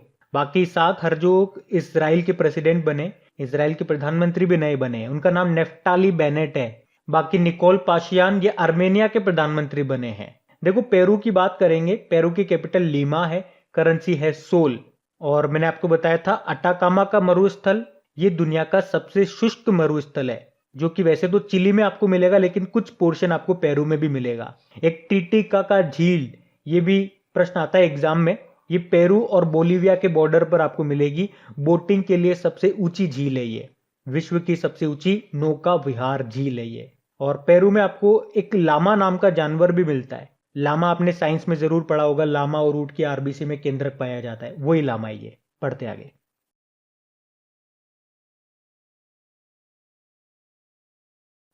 अच्छा बताइए मार्च 2022 में डिफेंस एक्सपो का आयोजन ये कहां पे किया जाएगा? तो आंसर होगा गांधीनगर गुजरात में। तो अगला डिफेंस एक्सपो ये होगा कब? मार्च 2022 में होगा, गुजरात की राजधानी गांधीनगर में होगा। और ये डिफेंस एक्सपो याद रखना 2 साल में एक बार होता है। और जो अगली बार होगा, मतलब ये जो 2022 में होगा, ये इसका 12वां एडिशन होगा। अच्छा पिछला वाला जो डिफेंस एक्सपो है ये कहाँ पे हुआ था? उत्तर प्रदेश की राजधानी लखनऊ में हुआ था फरवरी 2020 में। और गुजरात में पहली बार ये डिफेंस एक्सपो का आयोजन किया जाएगा। और इसकी एक टैगलाइन भी दी गई है, the emerging defence manufacturing hub. देखो हथियारों से मैं आपको बता दूं, हथियारों की प्रदर्शनी वगैरह लगती है यहाँ पे। तो सिप्री की एक रिपोर्ट आई थी, उसमें बताया था कि हथियार आयात यानी कि इंपोर्ट करने के मामले में भारत दूसरे स्थान पर है, पहले स्थान पे सऊदी अरब है। और सिप्री की एक और रिपोर्ट आई थी जिसमें बताया था सैन्य खर्च के मामले में टॉप पर है यूएसए, सेकंड पे चाइना है और थर्ड नंबर पे आता है भारत। फिर बताइए अभी हाल ही में राजस्थान सरकार ने प्रत्येक श्रेणी के लिए न्यूनतम मजदूरी में प्रतिदिन कितने रुपए की वृद्धि करने का निर्णय लिया? तो आंसर होगा 27 रुपए। मतलब अब हर श्रेणी में जो प्रतिदिन की न्यूनतम मजदूरी है उसे 27 रुपए बढ़ा दिया जाएगा। जैसे कि अभी तक अकुशल कामगारों को 225 रुपए प्रतिदिन मिलते थे, तो अब 27 रुपए बढ़ा करके उनको 252 रुपए मिला करेंगे। उसी तरह से अर्धकुशल श्रमिकों को 237 रुपीज प्रतिदिन के हिसाब से मिलते थे, अब 264 रुपए मिलेंगे। मतलब कोई सी भी श्रेणी हो गई 27 रुपए बढ़कर मिलेंगे, ये आपको ध्यान रखना है। बात राजस्थान की, राजस्थान की कैपिटल जयपुर है। जयपुर को पिंक सिटी बोलते हैं, अभी इसे वर्ल्ड हेरिटेज साइट का दर्जा भी मिला था। मुख्यमंत्री अशोक गहलोत हैं, गवर्नर हैं कलराज मिश्र और यहाँ के चीफ जस्टिस है इंद्रजीत मोहंती। अभी देश का 52वां टाइगर रिजर्व जो बना है वो राजस्थान का चौथा टाइगर रिजर्व है, रामगढ़ विषधारी अभ्यारण्य, जो आपको मिलेगा बूंदी में। और अगर आपसे पूछा जाए कि जीनोम सीक्वेंसिंग की सुविधा शुरू करने वाला देश का पहला राज्य कौन सा बना, तो आंसर होगा राजस्थान ही। फिर बताइए अभी हाल ही में बेंगलोर इंटरनेशनल एयरपोर्ट लिमिटेड ने एयरपोर्ट इन अ बॉक्स के लिए किसके साथ समझौता किया? तो आंसर होगा आईबीएम। और कितने सालों के लिए ये समझौता हुआ है? 10 सालों के लिए। तो इस समझौते का उद्देश्य क्या है? बेंगलुरु एयरपोर्ट को स्मार्ट हवाई अड्डा बनाना। और ये जो बेंगलुरु इंटरनेशनल एयरपोर्ट है इसी को केम्पेगौड़ा इंटरनेशनल एयरपोर्ट कहते हैं। अब आपको याद आएगा इसने अभी नेट एनर्जी न्यूट्रल स्टेटस भी प्राप्त किया था, अभी वॉइस ऑफ द कस्टमर का अवार्ड भी इसको मिला था। और इसने ही भारत का पहला समर्पित एक्सप्रेस कार्गो टर्मिनल खोलने की भी घोषणा की थी। आईबीएम मतलब हो गया international business machine, headquarter New York में है, सीईओ अरविंद कृष्णा है। और यहां से बता चुका हूं मैं आपको, एक प्रश्न एग्जाम में आया था कि आईबीएम का ही दूसरा नाम क्या है। नहीं, प्रश्न इस तरह से था, बिग ब्लू के नाम से किसे जाना जाता है? 2-3 ऑप्शन दिए थे, तो इसका आंसर होगा आईबीएम। आईबीएम का ही निकनेम है बिग ब्लू, ये याद रखना। बताइए अभी हाल ही में किस देश के लैंडस्केप गार्डन सिटियो बुर्ले मार्क्स को यूनेस्को की विश्व धरोहर का दर्जा मिला है? तो आंसर होगा ब्राजील को। तो सिटियो बुर्ले मार्क साइट ये ब्राजील के शहर रियो डी जेनेरियो में एक लैंडस्केप गार्डन है, जिसे अभी यूनेस्को की विश्व धरोहर सूची में जोड़ा गया है। और इस साइट का नाम ब्राजील के लैंडस्केप आर्टिस्ट बुर्ले मार्क्स के नाम पर रखा गया है, जिन्हें पार्कों और बगीचों के डिजाइन ने उन्हें विश्व प्रसिद्ध बना दिया था। और 1985 तक तो ये जो साइट है सिटियो बुर्ले मार्क साइट, ये उनका ही घर हुआ करता था। बाकी बात ब्राजील की है, ब्राजील की कैपिटल ब्राजीलियन रियल है, करेंसी है ब्राजीलिया और प्रेसिडेंट है जेयर बोल्सनारो।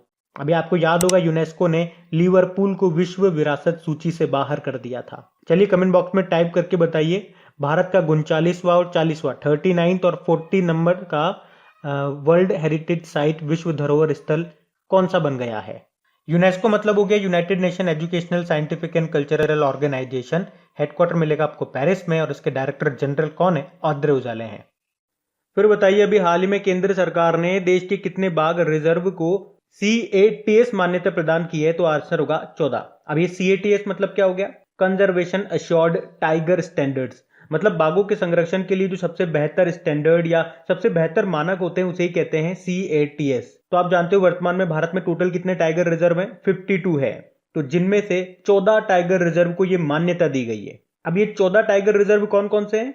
देखो, असम से 3 है, मानस, काजीरंगा और औरंग टाइगर रिजर्व। महाराष्ट्र का है पेंच टाइगर रिजर्व, बिहार से वाल्मीकि टाइगर रिजर्व है, उत्तर प्रदेश का दुधवा टाइगर रिजर्व है, पश्चिम बंगाल का सुंदरबन टाइगर रिजर्व है, केरल का परम्बिकुलम टाइगर रिजर्व है, कर्नाटक का बांदीपुर टाइगर रिजर्व हो गया, तमिलनाडु से 2 है, मधुमलाई और अन्नामलाई टाइगर रिजर्व, और मध्य प्रदेश से 3 है, कान्हा, पन्ना और सतपुड़ा टाइगर रिजर्व। ये जो सतपुड़ा टाइगर रिजर्व है ना, इसका नाम आपने बहुत बार सुना होगा। कहां सुना बताइए? तो एक तो विश्व धरोहर की संभावित सूची में इसको शामिल किया गया था। उसके अलावा अभी इसे अर्थ हीरोज पुरस्कार भी मिला था, अर्थ गार्जियन श्रेणी में। याद आया? तो अगर आपको ये 14 याद नहीं रहते ना, तो अपने अपने स्टेट का आप याद रख लेना बस, क्योंकि स्टेट के आप एग्जाम दोगे तो प्रायोरिटी यही बनेगी कि आपके स्टेट का पूछा जाएगा। बाकी टाइगर प्रोजेक्ट कब आया? 1973 में आया। पूछा जाए कि प्रोजेक्ट एलिफेंट कब आया था? 1992 में। और भारत का पहला टाइगर रिजर्व कौन सा था? जिम कॉर्बेट टाइगर रिजर्व था।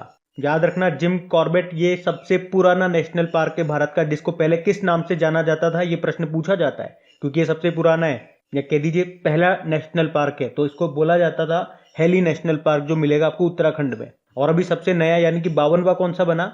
राजस्थान का जो कि चौथा टाइगर रिजर्व है वो है रामगढ़ विषधारी, जो आपको मिलेगा बूंदी राजस्थान में। अच्छा चलो बताओ, अभी अंतरराष्ट्रीय बाघ दिवस इंटरनेशनल टाइगर डे हम लोगों ने कब मनाया? तो आंसर होगा 29 जुलाई को। इसकी थीम क्या थी? उनका अस्तित्व हमारे हाथों में है, their survival in our hands. Bharat में टोटल कितने बाघ हैं? 2967। सबसे ज्यादा मिलेंगे आपको मध्य प्रदेश में, कितने? 526। और टाइगर मैन ऑफ इंडिया किन्हें कहा जाता है? कैलाश सांखला को कहा जाता है। और बाघों को डबल करने का लक्ष्य कब का है? 2022 का है। और समय से पहले किसने डबल किया था? पीलीभीत टाइगर रिजर्व ने, जो कि उत्तर प्रदेश का, इसीलिए तो उसे TX2 अवार्ड मिला था। तो ये सारे पॉइंट्स ध्यान रखना, बढ़ते आगे। फिर बताइए, अभी हाल ही में किसने यूटेलसेट क्वांटम रीप्रोग्रामेबल सैटेलाइट को लॉन्च किया? तो आंसर होगा यूरोपियन स्पेस एजेंसी ने। तो सबसे इंपॉर्टेंट बात तो ये याद रखना, ये यूटेलसेट क्वांटम सैटेलाइट ये दुनिया का पहला वाणिज्यिक रीप्रोग्रामेबल यानी कि पुनः प्रोग्राम करने योग्य सैटेलाइट है। इसे किसने लॉन्च किया? यूरोपियन स्पेस एजेंसी ने। कहां से? फ्रेंच गुयाना से। एरियन 5 रॉकेट की सहायता से इसको लॉन्च किया है। और याद रखना, ये यूटेलसेट क्वांटम यूके की एक प्रमुख परियोजना है। यूरोपियन स्पेस एजेंसी 22 सदस्य देशों का एक अंतर सरकारी संगठन है, जिसकी स्थापना 1975 में होती है।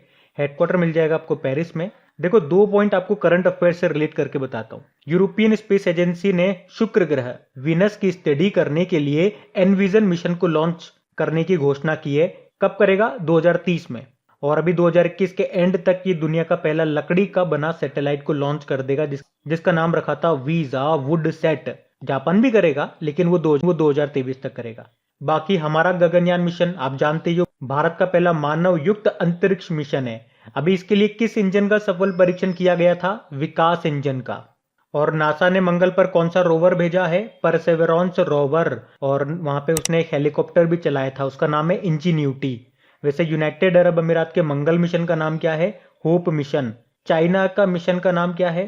तियानवेन 1। और उसने जो रोवर भेजा उसका नाम है जुरोंग। अच्छा, चंद्रयान 1 की बात करेंगे, किस रॉकेट की सहायता से उसको लॉन्च किया गया था? PSLV C11। और चंद्रयान 2 को GSLV मार्क 3। उसके साथ जो रोवर गया था उसका नाम प्रज्ञान था, जो लैंडर गया था वो विक्रम था। बाकी मंगलयान, इसका चित्र किस नोट पर अंकित है? 2000 रुपए के नोट पे। इसे किस रॉकेट की सहायता से लॉन्च किया था? PSLV C25। ध्यान रखना ये। अच्छा बताइए, अभी हाल ही में निसार नाम का एक मिशन लॉन्च करने के लिए किन 2 अंतरिक्ष एजेंसियों ने समझौता किया? तो आंसर होगा इसरो और नासा। निसार का मतलब हो गया NASA ISRO synthetic aperture radar. तो नासा और इसरो मिलकर के ये निसार नाम के उपग्रह का निर्माण कर रहे हैं, जिसे 2023 में लॉन्च किया जाएगा। इसका उद्देश्य क्या है? ये ऊपर से पृथ्वी की सतह पर जो परिवर्तन हो रहे हैं ना उन्हें ऑब्जर्व करेगा। और ऐसा कहा गया है कि ये जो निसार है ये दोहरी आवृत्ति यानी कि ड्वेल फ्रीक्वेंसी का उपयोग करने वाला पहला सैटेलाइट होगा। अच्छा, अभी नासा से आपको याद होगा, चलिए आप बताइए भी नासा ने मंगल पर अपना कौन सा रोवर भेजा था? तो परसेवरेंस रोवर। और वहां पे उसने एक हेलीकॉप्टर भी उड़ाया था जिसको कहते हैं इंजीन्यूटी। यूनाइटेड अरब अमीरात के मंगल मिशन का नाम है होप मिशन। चाइना के मंगल मिशन का नाम है तियानवेन 1 और उसके साथ जो उन्होंने रोवर भेजा था उसका नाम है जुरोंग। और भारत का जो मंगलयान था उसका चित्र आपको अपनी किस करेंसी नोट पे मिलेगा? 2000 रुपए के नोट पे मिलेगा, याद रखना। मंगलयान को किस रॉकेट की सहायता से भेजा गया था ये पूछेंगे तो PSLV C-25। और इसी तरह से आपको याद होगा चंद्रयान 1, इसे किस रॉकेट की सहायता से भेजा गया था? PSLV C-11। चंद्रयान 2 को GSLV Mark 3। और इसके साथ जो लैंडर गया था उसका नाम विक्रम था, जो रोवर गया था उसका नाम प्रज्ञान था, ये भी ध्यान रखना। अच्छा बताइए, अभी हाल ही में ई-रूपी प्लेटफॉर्म को किसने लॉन्च किया? तो आंसर होगा प्रधानमंत्री नरेंद्र मोदी ने। अभी 2 अगस्त 2021 को ही प्रधानमंत्री नरेंद्र मोदी ने ई-रूपी प्लेटफॉर्म को लॉन्च किया है। ई-रूपी एक डिजिटल प्रीपेड वाउचर है। ये इलेक्ट्रॉनिक वाउचर पर आधारित एक डिजिटल पेमेंट सिस्टम आप इसे कह सकते हो। मतलब इसमें आपको न तो कोई कार्ड वगैरह चाहिए, न इंटरनेट बैंकिंग वगैरह चाहिए, न बैंक अकाउंट चाहिए, न कोई स्मार्टफोन होना चाहिए। सिंपल सा फोन होगा, आपका काम चल जाएगा। मतलब एक प्रीपेड गिफ्ट वाउचर की तरह है ये, जिसे SMS या QR कोड के रूप में लाभार्थियों को दिया जाएगा। इसका फायदा किन्हें मिलेगा? तो मतलब जितनी भी योजनाएं हैं उन योजनाओं में जैसे लाभार्थियों को पैसे दिए जाने हैं तो वहां पे इसका इस्तेमाल किया जाएगा। मतलब इसके इस्तेमाल से उनके बीच में पैसे कोई खा नहीं सकता है, डायरेक्ट पैसा उनके पास पहुंच जाएगा। और याद रखना, सबसे पहले इसे हेल्थ सिस्टम में लागू किया जाएगा। इसे बनाया किसने है ये भी याद रखो, NPCI national payment corporation of India ने, जिसके CEO हैं दिलीप अस्पे। इसको आप ऐसे समझो जैसे कि एक योजना चल रही है, मैं सरकार हूं, मैं नरेंद्र मोदी हूं, तो मेरे भाइयों और बहनों को पैसा जाना है, मुझे आपको पैसा भेजना है, तो मैं आपको एक वाउचर ट्रांसफर करूंगा। अब उस वाउचर को लेकर के आप एक सिस्टम के पास जाओगे जो भी निर्धारित किया होगा, वहां पे जाकर के वो वाउचर आप दे दोगे, आपको वो पैसे दे देंगे। तो इस तरह से है, मतलब मैंने आपको एक उदाहरण दिया है समझाने के लिए। तो इसमें न तो आप देखो कार्ड का इस्तेमाल हो रहा, न कोई इंटरनेट बैंकिंग का इस्तेमाल हो रहा, न आपके बैंक अकाउंट का इस्तेमाल हो रहा। तो इस तरह से ये काम करेगा। और इसकी सबसे बड़ी खास बात ये हो जाएगी कि जिसके नाम पे पैसा जारी किया गया है उसी को वो पैसा मिलेगा, मतलब बीच में कोई खा नहीं सकता। ये प्रॉब्लम भी क्लियर हो गई। काम के लिए वो वाउचर दिया जा रहा है, जो पैसा आपको दिया जा रहा है उसी काम में आपको वो इस्तेमाल करना है। अभी आपको याद होगा भारत ने भूटान में भीम पेमेंट इंटरफेस को भी लॉन्च किया था। और पैसे से आपको बता दूं, चलो आपसे पूछता हूं, अभी किस देश ने बिटकॉइन को लीगल करेंसी घोषित किया? तो आंसर होगा अल सल्वाडोर ने। और अभी नाइजीरिया ने किस नाम से क्रिप्टो करेंसी को लॉन्च करने की घोषणा की? ई नायरा नाम से। नाइजीरिया की कैपिटल अबूजा है और यहाँ की एक महिला है नागोजी ओंकाजा इवेला, जो कि वर्ल्ड ट्रेड ऑर्गेनाइजेशन की पहली महिला डायरेक्टर जनरल है, तो इनका नाम भी याद रखना। फिर बताइए, अभी किस बैंक ने सिम बाइंडिंग फीचर को लॉन्च किया? तो आंसर होगा SBI ने। तो ये एक नया सिक्योरिटी फीचर है जिसका नाम रखा है सिम बाइंडिंग। ये SBI अकाउंट होल्डर्स को डिजिटल फ्रॉड से बचाने का काम करेगा। SBI की जो योनो एप्लीकेशन है और योनो लाइट एप्लीकेशन है उसको फुल प्रूफ बनाने का ये काम करेगा। इसका नाम है सिम बाइंडिंग फीचर, इसको लॉन्च किया SBI ने। उद्देश्य याद रखना, ग्राहकों को बेहतर सुरक्षा प्रदान करना और उन्हें सुविधाजनक और सुरक्षित ऑनलाइन बैंकिंग अनुभव प्रदान करना। वैसे आपको याद होगा अभी SBI ने हेल्थ सेक्टर को मदद देने के लिए Arogyam health care business loan launch किया। आरोग्य रक्षक स्वास्थ्य बीमा योजना किसने शुरू की? तो आंसर होगा LIC ने। बाकी RBI ने रिटेल डायरेक्ट योजना शुरू की। बाकी Equitas small finance bank NRI ग्राहकों को ऑनलाइन खाता खोलने की सुविधा देने वाला पहला स्मॉल फाइनेंस बैंक बना। उज्जीवन स्मॉल फाइनेंस बैंक महिलाओं के लिए एक सेविंग अकाउंट शुरू किया था इन्होंने, जिसका नाम रखा था गरिमा। SBI का हेडक्वार्टर मुंबई में है और इसके चेयरमैन कौन है? दिनेश कुमार खरा। फिर बताइए, अभी हाल ही में लद्दाख में केंद्रीय विश्वविद्यालय का नाम किस नदी के नाम पे रखा जाएगा? तो आंसर होगा सिंधु। आपको याद होगा कुछ दिन पहले हम लोगों ने पढ़ा था कि कैबिनेट ने मंजूरी दे दी है लद्दाख में एक केंद्रीय विश्वविद्यालय बनाने की, और अब बताया गया कि इस यूनिवर्सिटी का नाम सिंधु नदी के नाम पे रखा जाएगा। और ये प्रश्न इसलिए इंपॉर्टेंट है क्योंकि ये देश का पहला विश्वविद्यालय होगा जिसका नाम किसी नदी के नाम पे रखा जाएगा। बात सिंधु नदी की है, ये तिब्बत के मानसरोवर के निकट सिनकाबाब ग्लेशियर से निकलती है। ये भारत में लद्दाख से एंट्री लेती है, फिर पाकिस्तान में और फिर अरब सागर में चली जाती है। देखो, सिंधु नदी की 5 महत्वपूर्ण सहायक नदियां कौन कौन सी है? झेलम है, चिनाब है, रावी है, व्यास है और सतलुज है। और अगर आपसे पूछा जाए कि जो लद्दाख में लेह है वो किस नदी के किनारे स्थित है, सिंधु नदी के किनारे है। बिल्कुल नजदीक तो नहीं है, कुछ किलोमीटर दूरी पे है, लेकिन हम प्रश्न आएगा तो फिर सिंधु नदी के किनारे ही लगाएंगे, याद रखना ये आप। बढ़ते आगे।